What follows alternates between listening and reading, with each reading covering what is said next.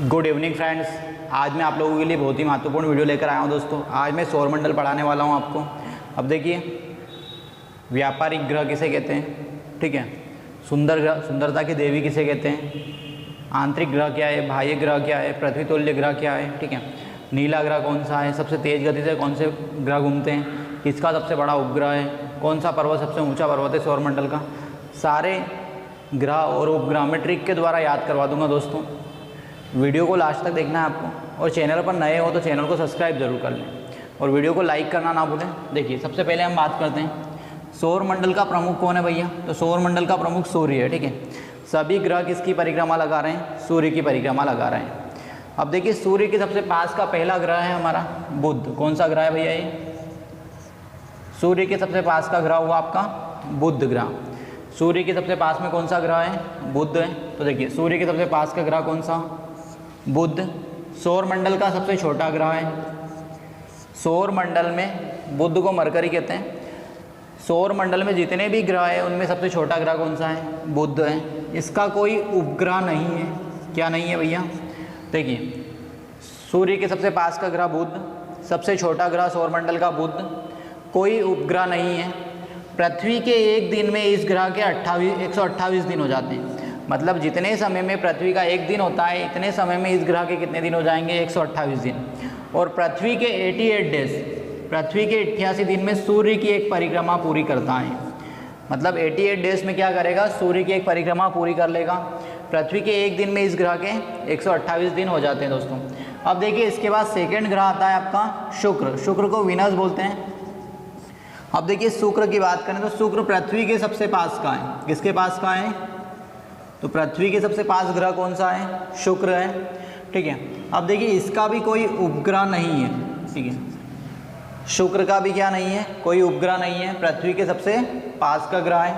अब देखिए, आकार, क्षेत्रफल, घनत्व में लगभग पृथ्वी जैसा है, इसलिए इसे पृथ्वी की बहन कहते हैं।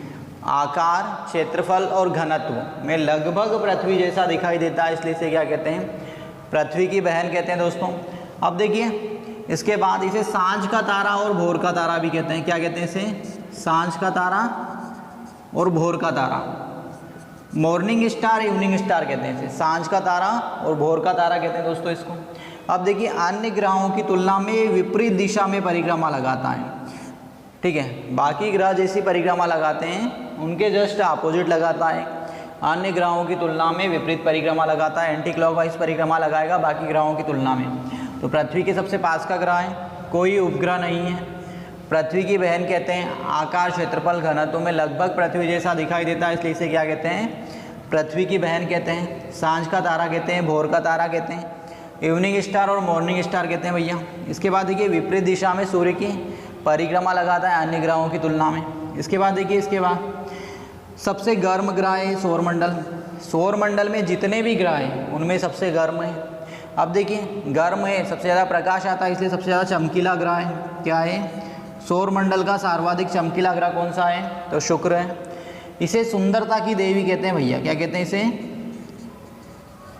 देखिए, शुक्र को सुंदरता की देवी कहते हैं और बृहस्पति को व्यापार और निपुणता का ग्रह कहते हैं। क्या कहते हैं, बुध को क्या कहते हैं, व्यापार और निपुणता। देखिए, बुध जो है आपका व्यापार और निपुणता का देवता कहलाता है या ग्रह कहते हैं इसे। और शुक्र को सुंदरता की देवी कहते हैं, सबसे चमकीला ग्रह है। इसके बाद जस्ट अगला ग्रह है हमारा पृथ्वी। कौन सा ग्रह है, पृथ्वी। अब देखिए, पृथ्वी को क्या कहते हैं, पृथ्वी को अद्भुत ग्रह कहते हैं। क्या कहते हैं, पृथ्वी को अद्भुत ग्रह कहते हैं। अद्भुत ग्रह इसलिए कहते हैं कि जीवन पृथ्वी पर ही संभव है। मतलब जीवन की उत्पत्ति पृथ्वी पर हुई है, इसलिए इसे क्या कहते हैं, अद्भुत ग्रह कहते हैं। नीला ग्रह कहते हैं पृथ्वी को। क्या कहते हैं भैया, नीला ग्रह। 71% पर पानी होने के कारण अंतरिक्ष से नीली दिखाई देती है, इसलिए पृथ्वी को क्या कहते हैं, नीला ग्रह कहते हैं।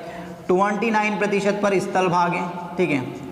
देखिए, उत्तरी गोलार्ध को स्थली गोलार्ध कहते हैं और दक्षिणी गोलार्ध को जली गोलार्ध कहते हैं, ठीक है। नॉर्थ हेमोस्फीयर जो होता है उसे क्या कहते हैं हम, स्थली गोलार्ध, और साउथ हेमोस्फीयर को जली गोलार्ध कहते हैं, ठीक है।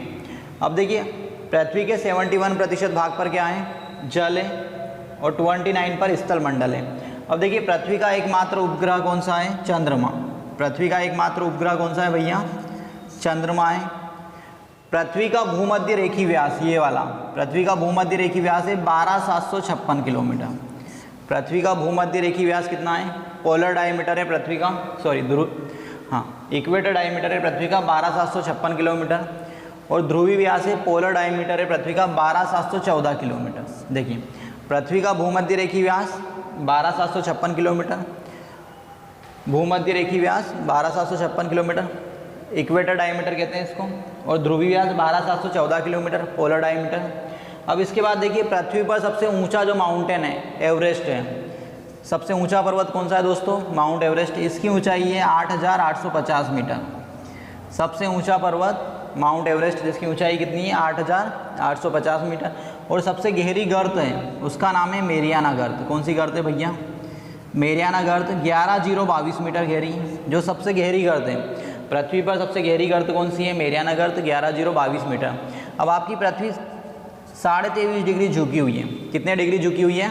23.5 डिग्री झुकी हुई है, और 66.5 डिग्री का क्या बनाएगी? कोण बनाती। 23.5 डिग्री झुकी हुई है और 66.5 डिग्री का कोण बनाती। 5 क्या है यहाँ पर? महासागर है। सबसे बड़ा महासागर है प्रशांत महासागर, पैसिफिक ओशन, और 7 महाद्वीप हैं, 7 प्लेनेट है, सॉरी 7 कॉन्टिनेंट है। सबसे बड़ा कॉन्टिनेंट है आपका एशिया कॉन्टिनेंट, सबसे बड़ा महाद्वीप है एशिया महाद्वीप, और 5 महासागर है। सबसे बड़ा महासागर है प्रशांत महासागर, और सबसे बड़ा महाद्वीप है एशिया महाद्वीप। इसके बाद देखिए जो पृथ्वी है 365 दिन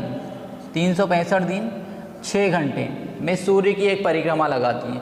सामान्य वर्ष में लीप वर्ष में लगाती है दोस्तों 366 दिन में। लीप वर्ष में पृथ्वी सूर्य की परिक्रमा कितने समय में लगाएगी? 366 दिन में लगाएगी। अब देखिए इसके बाद 23 घंटे 56 मिनट में पृथ्वी अपने अक्ष पर रोटेट होती है, ठीक है, अपने एक्सिस पर घूमती है 23 घंटे 56 मिनट में। इसके बाद देखिए अगला जो ग्रह आता है आपका, अगला ग्रह है मंगल। कौन सा है? मंगल ग्रह है। मंगल को लाल ग्रह कहते हैं। क्या कहते हैं दोस्तों? मंगल को लाल ग्रह कहते हैं। लाल ग्रह क्यों कहते हैं इसे? तो लोहा ऑक्साइड, आयरन ऑक्साइड के कारण मंगल को लाल ग्रह कहते हैं, ठीक है। लोहा ऑक्साइड की अधिकता होने के कारण ये लाल दिखाई देता है, इसलिए इसे क्या कहते हैं? लाल ग्रह कहते हैं। तो लाल ग्रह क्या हुआ? मंगल हुआ। इसके 2 उपग्रह हैं, फेबोस और डीमोस।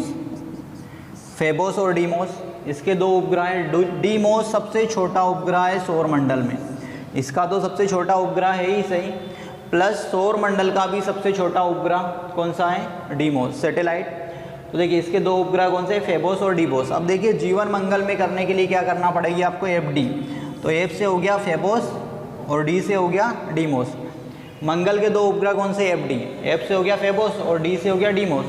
तो डीमोस सौरमंडल का सबसे छोटा उपग्रह है। अब देखिए मंगल पर हमारे सौरमंडल की सबसे ऊंची चोटी है निक्स ओलंपिया। कौन सी है? निक्स ओलंपिया।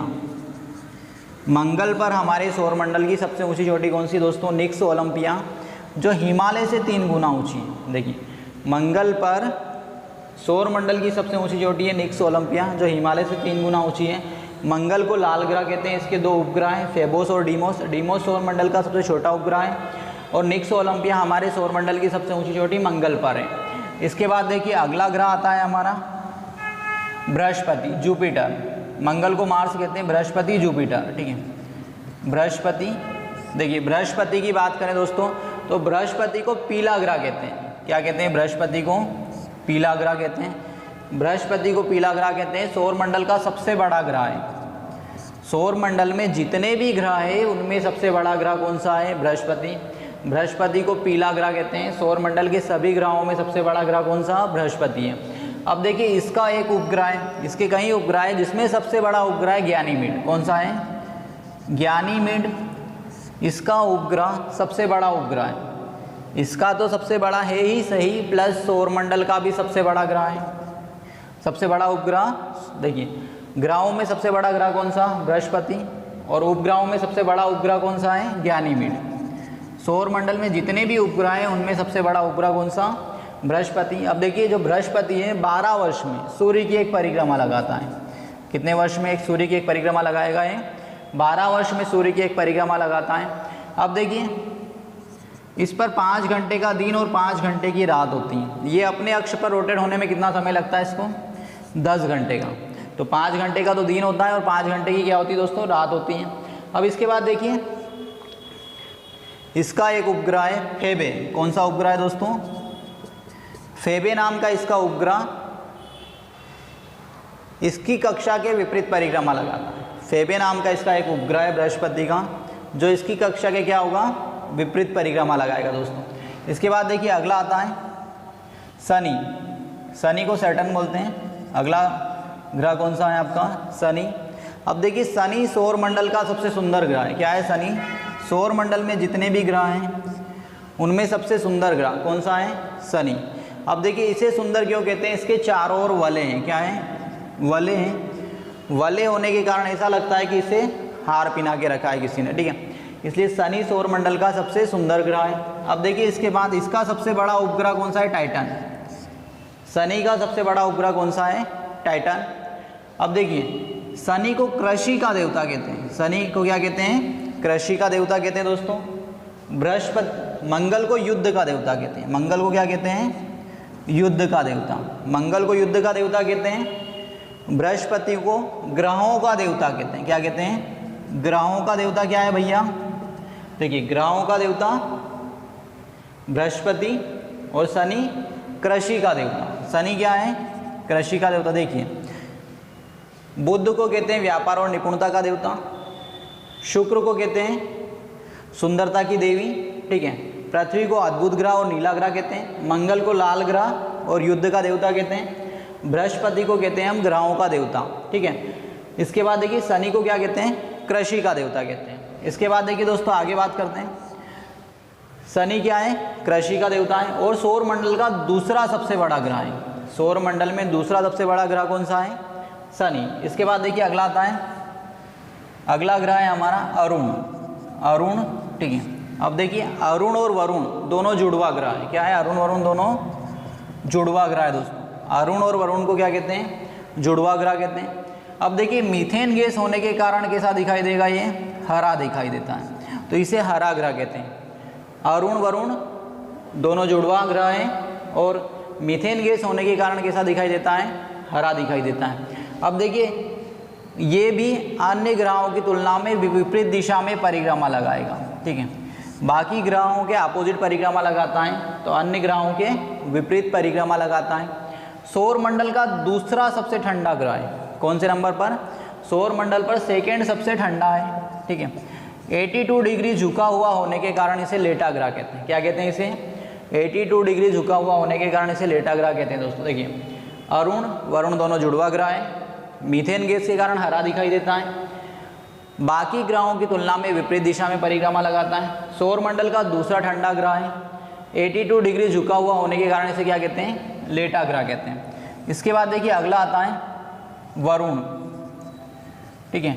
वरुण 165 वर्षों में सूर्य की परिक्रमा लगाता है। पूरा राउंड लगाने में 165 वर्ष लग जाते हैं, तो सबसे ज़्यादा समय में सूर्य की परिक्रमा कौन लगाता है? वरुण।